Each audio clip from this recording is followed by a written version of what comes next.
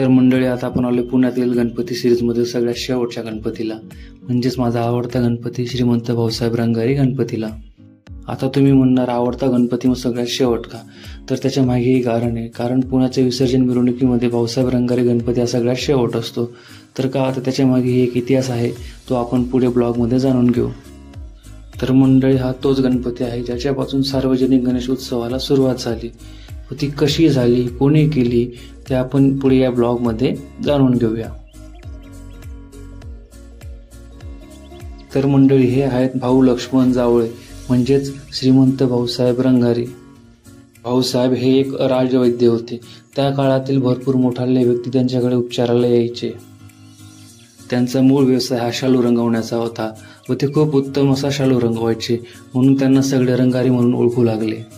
व भाऊसाहेब खूप उत्तम असे मूर्तिकार देखील होते व त्याबरोबर ते क्रांतिकारी देखील होते.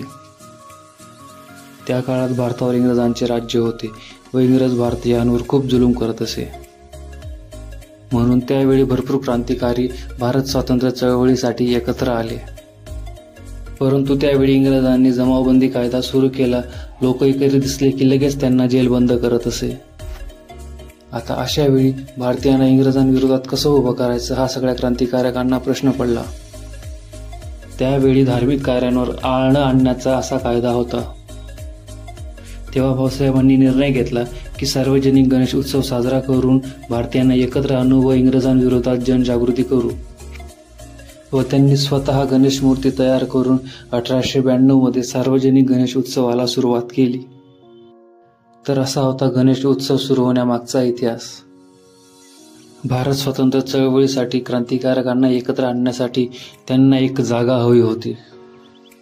त्यासाठी भाऊसाहेबांनी त्या काळात एक वाडा बनवून घेतला होता. तर आधी आपण तो वाडा बघूया. दगडूशेठ गणपती व लाल महालच्या सेंटरला असलेला शालूकर मध्ये हा वाडा आहे. तर चला आता आत जाऊया. तर मंडळी, आता आपण आलोय वाड्यात. तर वाड्याचा जो पहिला रूम आहे त्याला म्हणतात इतिहास दालन. तर तुम्ही बघू शकता इथं वाड्याची इन्फॉर्मेशन व तुम्हाला एक टाईमलाईन दिसत आहे. तर या टाईमलाईनमध्ये भाऊसाहेब रंगारी यांच्या जन्मापासून तर आता 2022 मध्ये जे काही वाड्याचं नूतनीकरण झालं, त्याच्यामध्ये जे जे महत्त्वाचे इव्हेंट झाले त्याची सगळी माहिती तुम्हाला इथं डेटवाईज बघायला मिळेल. तर आता दालनची दुसरी बाजू बघूया. तर दुसऱ्या बाजूला आपल्याला एक मूर्ती दिसत आहे. तर ती मूर्ती आहे भाऊसाहेब रंगारींची. सेल्फी तर आत्ता आलं हो, पण भाऊसाहेब रंगारींनी त्याचा वापर त्यावेळेसच केला होता. म्हणजेच स्वतःला आरशात बघून बघून भाऊसाहेबांनी ही मूर्ती स्वतःच बनवून घेतली होती. त्या काळात फोटोज वगैरे एवढे प्रचलित नव्हते. मी कसा होतो हे पुढच्या पिढीला कळावं म्हणून भाऊसाहेबांनी ही मूर्ती बनवली होती. तर मंडळी, हा आहे दुसरा रूम, म्हणजेच क्रांतिकारक दालन. तर तुम्ही आता इथे बघू शकता, तुम्हाला इथे एक भुयारी मार्ग दिसत आहे. इथे यांनी दाखवण्यासाठी आता फ्रेम बनवले आहे, परंतु इथं आधी फरशी ठेवली की कळत नव्हतं इथं काही आहे. इंग्रजांपासून वाचण्यासाठी क्रांतिकारी इथे खालच्या तळघरात लपायचे व तिथूनच एक भुयारी मार्ग होता जो पुण्याच्या बाहेर जायचा. तर हा आहे वाड्यातील तिसरा रूम. याला सार्वजनिक गणेशोत्सव दालन असं म्हणतात. हे 3 फोटो जे आहेत, तर 1892 मध्ये जे पहिले 3 गणपती बसले ते यांचेच होते. त्याच्या बाजूला आणखी फोटोज आहेत. त्याच्यापैकी हा एक म्हणजे सार्वजनिक गणेशोत्सवातील सगळ्यात पहिली विसर्जन मिरवणूक.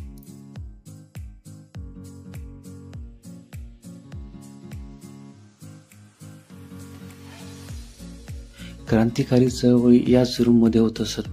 त्यात या खिडकीचं खूप मोठं महत्व आहे.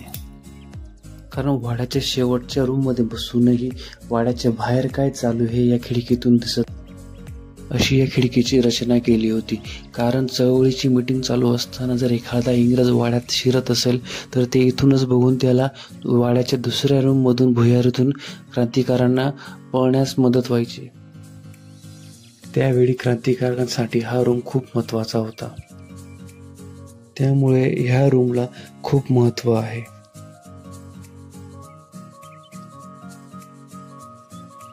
तर हा आहे भाऊसाहेब रंगारी गणपतीचा रथ. याच रथातून गणपतीची आगमन मिरवणूक व विसर्जन मिरवणूक निघते. 1892 पासून तर आजपर्यंत या रथाला सुस्थितीत ठेवण्यात मंडळाला यश आलं आहे. तर चला आता आपण वरती जाऊया.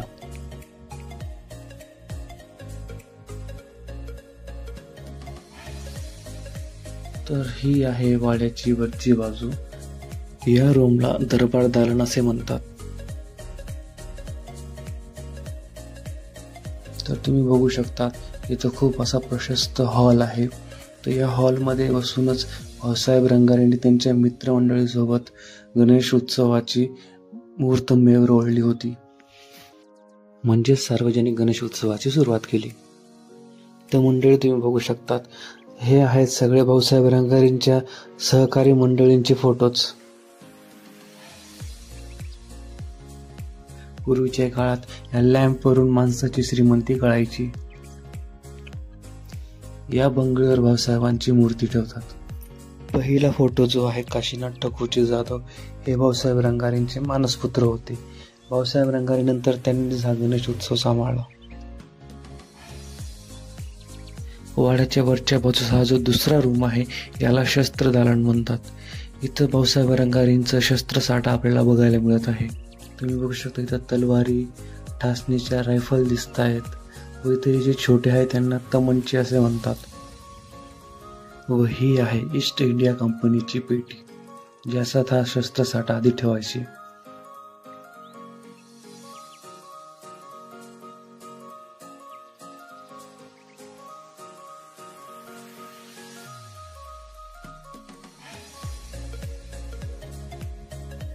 तर आता आपण आलो आहोत हिंदुस्थानातील पहिल्या सार्वजनिक गणपतीचं दर्शन घ्यायला. ह्या मंडळाचं वैशिष्ट्य असं आहे की हे मंडळ दरवर्षी गणपती उत्सवाच्या वेळी जे डेकोरेशन बनवतं ते वर्षभर तसंच ठेवतं व त्याच्यात ती गणेश मूर्ती वर्षभर ठेवण्यात येते. तुम्ही बघू शकता किती सुंदर अशा एका महालाप्रमाणे या डेकोरेशनची रचना केलेली आहे. आतापर्यंत तुम्ही जी गणेश मूर्ती बघितली असेल ती अभय मुद्रेत सिंहासनावर बसलेली अशी निरागस मूर्ती बघितलेली असेल, परंतु ही मूर्ती एखाद्या पैलवानाप्रमाणे शरीरयष्टी असलेली राक्षसावर प्रहार करणारी मूर्ती आहे. राक्षस म्हणजे इंग्रज आणि गणपती म्हणजे भारतीय. भारतीय इंग्रजांवर प्रहार करून त्यांचा नायनाट करतील व भारताला स्वातंत्र्य देतील या संकल्पनेतून ही गणेश मूर्ती भाऊसाहेबांनी बनवली आहे. आता म्हणता की गणेश मूर्ती इको फ्रेंडली असावी, परंतु भाऊसाहेबांची दूरदृष्टी एवढी होती की भाऊसाहेबांनी त्या काळातच इको फ्रेंडली गणेश मूर्ती बनवली होती. भाऊसाहेबांनी ही मूर्ती लाकडी भुसा, कागदाचा लगदा व कापडापासून बनवलेली आहे. 1892 मध्ये आधी 3 गणपती बसवण्यात आले. त्याच्यात गणपतराव घोटवडेकर, कृष्णाजी खाजगीवाले आणि भाऊसाहेब रंगारी हे 3 गणपती भाऊसाहेबांनी बसवले, परंतु कालांतराने ते 2 गणपती जीर्ण झाले व ते 2 गणपती आता अस्तित्वात नाही आहेत. पूर्वी ही गणेश मूर्ती विसर्जन मिरवणुकीत सर्वात प्रथम असायची, परंतु 1894 साली काही समाजकंटक लोकांनी हिंदू मुसलमान दंगल घडवून आणली. त्यावेळेला भाऊसाहेबांनी ती दंगल मिटवली. त्याच्या दुसऱ्या दिवशी गणेश विसर्जन होते. त्यावेळी भाऊसाहेबांनी एक ऐतिहासिक निर्णय घेतला की माझ्या डोळ्या देखत पूर्ण विसर्जन मिरवणूक पार पडल्यावरच मी माझ्या गणपतीला विसर्जन करेल. तेव्हापासून भाऊसाहेब रंगारी गणपती हा विसर्जन मिरवणुकीत सगळ्यात शेवट असतो. भाऊसाहेबांची सार्वजनिक गणेश उत्सवाची संकल्पना लोकमान्य टिळकांना खूप आवडली व त्यांनी 26 सप्टेंबर 1993 साली त्यांच्या केसरी वृत्तपत्रामध्ये देखील त्यांचं कौतुक केलं व त्याच्या बळकटीकरणासाठी लोकमान्य टिळकांनी 1894 साली विंचुरकर वाड्यात गणपती बसवून त्याच्यात मोठ्या प्रमाणात सार्वजनिक गणेश उत्सवाचा प्रचार प्रसार केला. 1905 साली भाऊसाहेब रंगारी वारले, परंतु त्याच्या आधीच त्यांनी त्यांचे मृत्यूपत्र तयार करून घेतले होते व त्यात 3 गोष्टी होत्या. तर त्या अशा की भाऊसाहेब रंगारींनी त्यांची पूर्ण संपत्ती ही गणेश उत्सवासाठी दान केली होती. म्हणजेच फक्त गणपती उत्सव सुरू नाही केला तर त्यांच्या मरणानंतर सुद्धा तो गणपती उत्सव व्यवस्थितरित्या चालावा याची त्यांनी सोय करून घेतली. दुसरं असं की भाऊसाहेब रंगारेंनी त्यांच्या मरणानंतर ज्या काही विधी असतील ते त्यांनी स्वतः आधीच काशीला जाऊन सगळ्या पार पाडून घेतल्या होत्या व त्यांची शेवटची इच्छा अशी होती की सार्वजनिक गणपती उत्सव हा त्यांच्या नावाने साजरा करण्यात यावा. भारत स्वातंत्र्याच्या पवित्र संकल्पनेसाठी या गणपतीची स्थापना झाली व कालांतराने तो हेतू पूर्णही झाला. म्हणून या गणपतीला क्रांतिकारकांचा शिरोमणी असेही म्हटले जाते. माझा आवडता उत्सव म्हणजेच गणपती उत्सव हा याच गणपतीपासून सुरू झाला आहे, म्हणून हा गणपती माझा सगळ्यात आवडता गणपती आहे.